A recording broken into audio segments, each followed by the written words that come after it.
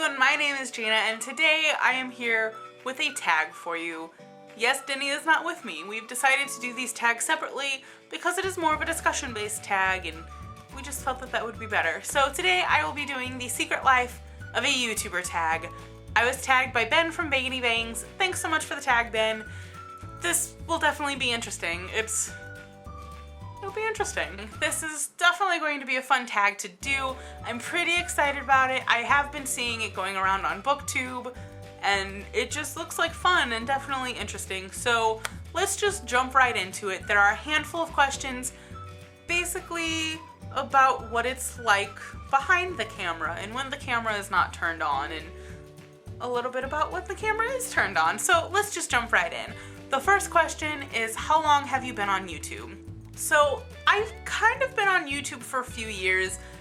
When I first started on YouTube, I basically used it for music videos and kind of tutorials for things. Like, I remember one of the first tutorials that I learned from YouTube was how to tie a tie. I don't know why, I just wanted to know how to tie a tie and that was that. But I really kind of started actively being on YouTube, such as subscribing to channels and watching specific channels a few years ago, 4 or 5 years ago or so. So I had a personal YouTube channel. I still have that channel and there are a few videos on that channel, basically things from high school, like stuff from the pep rally and different fun little things that happened. Nothing really big or major and really didn't have a theme or anything. And I pretty much only used that channel to watch videos. Like I said, about 4 or 5 years ago, I actually started subscribing to people and actively watching certain people on YouTube. However, I have been making videos on YouTube since November of last year. I discovered BookTube and it was just fantastic. I finally kind of knew what I wanted to do with YouTube.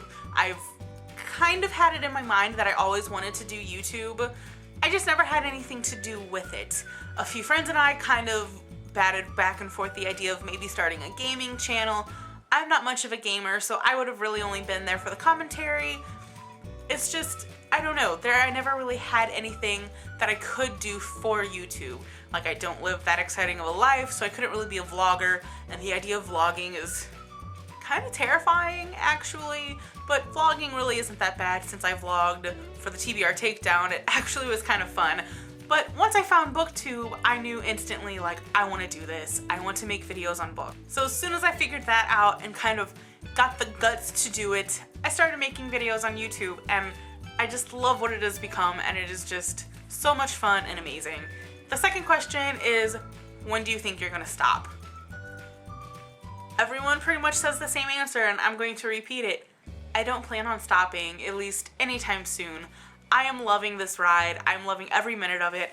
I have made some pretty good friends through YouTube, through books, and I just get to talk to so many different people from around the world, and it's just incredible and amazing to see other booktubers and to see what people are reading and to get book suggestions and be able to suggest books. It is fantastic, and I don't plan on stopping anytime soon. What is the best thing about YouTube? I feel like a lot of people have also said this, but I think the best thing about YouTube is the sense of community and the sense of belonging.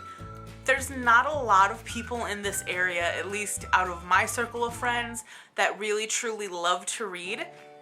Denny was the exception to this, and I have a few friends that like to read. They're just not as obsessive as Denny and I am. So joining BookTube kind of gave me an outlet to express how much I love books and express how much I love reading and be able to talk to other people who also love reading and books as much as I do. And it has been so fantastic, and I really do think that that is the best thing about YouTube. Another thing that I absolutely love about YouTube specifically is I can pretty much search for anything on YouTube and find it. Like, I have taught myself how to crochet thanks to YouTube.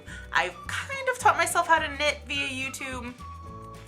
I'm still working on it, kind of. As I said, I taught myself how to tie a tie on YouTube. I have taught myself various different DIY projects because of YouTube. I taught myself how to use my sewing machine thanks to YouTube. I have taught myself a lot thanks to YouTube, and without YouTube, I wouldn't know how to do all these things. I'm also kind of in the process of teaching myself sign language through YouTube. There are a few sign language channels that I've been watching, and I really kind of need to step it up and learn more and kind of be more into it. But that's the thing, is that thanks to YouTube, it is available and I can learn through YouTube.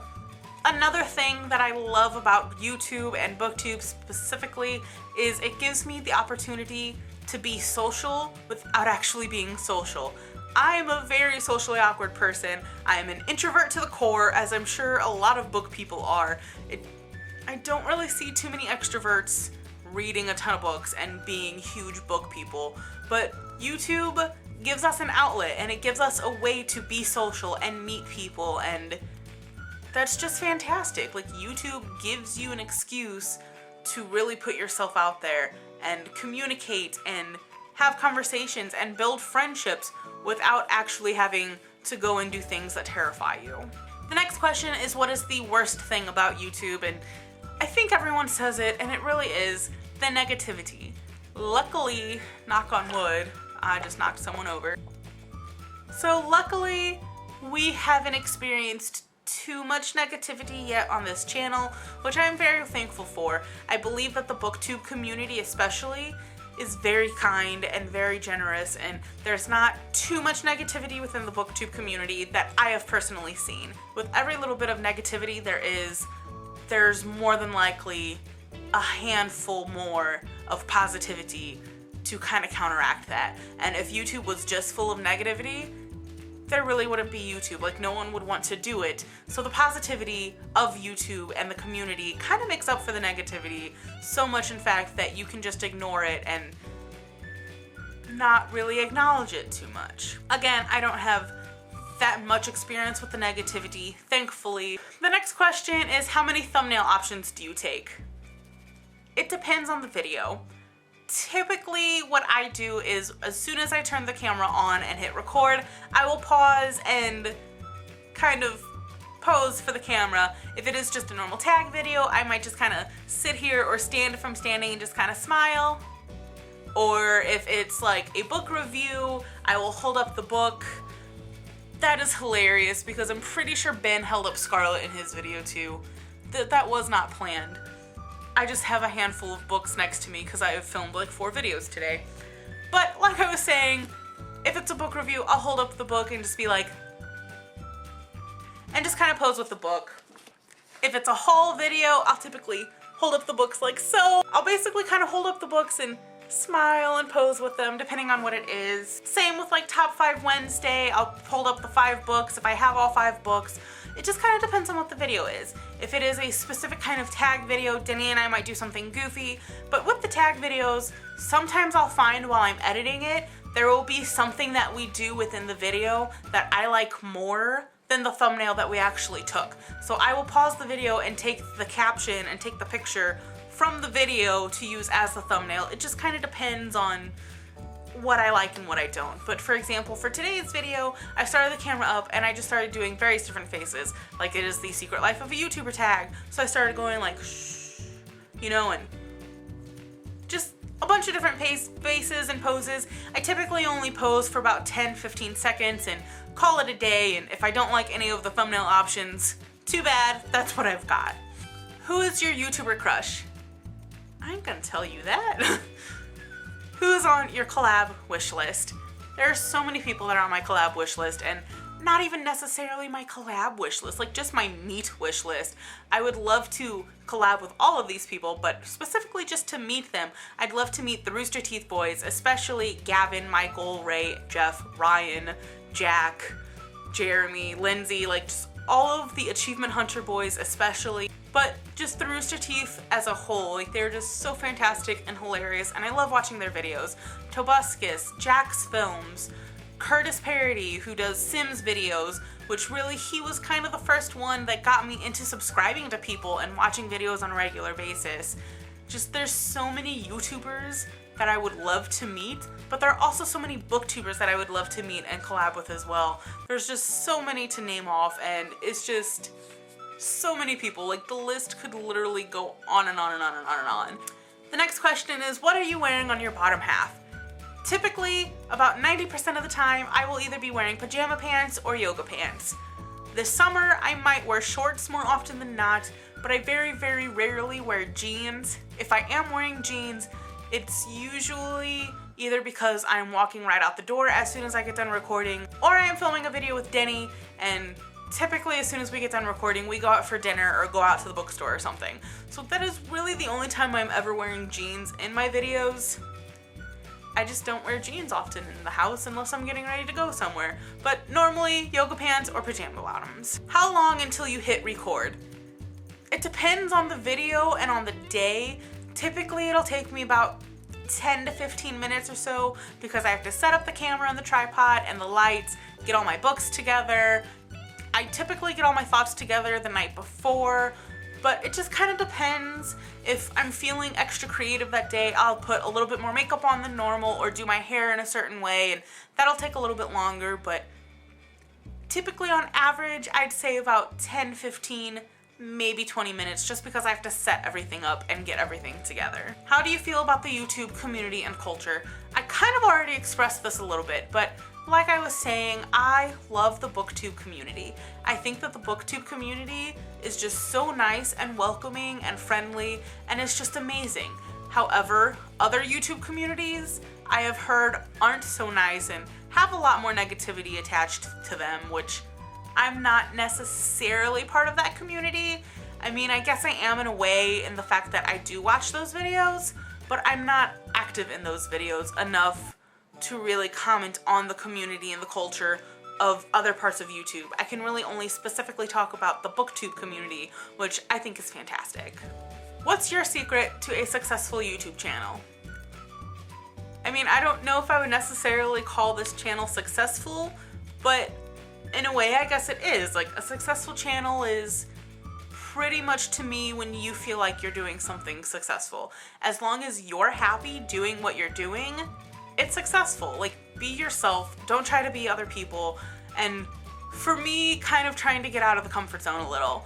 Going back to some of the first videos that I posted, super awkward and just really kind of tense.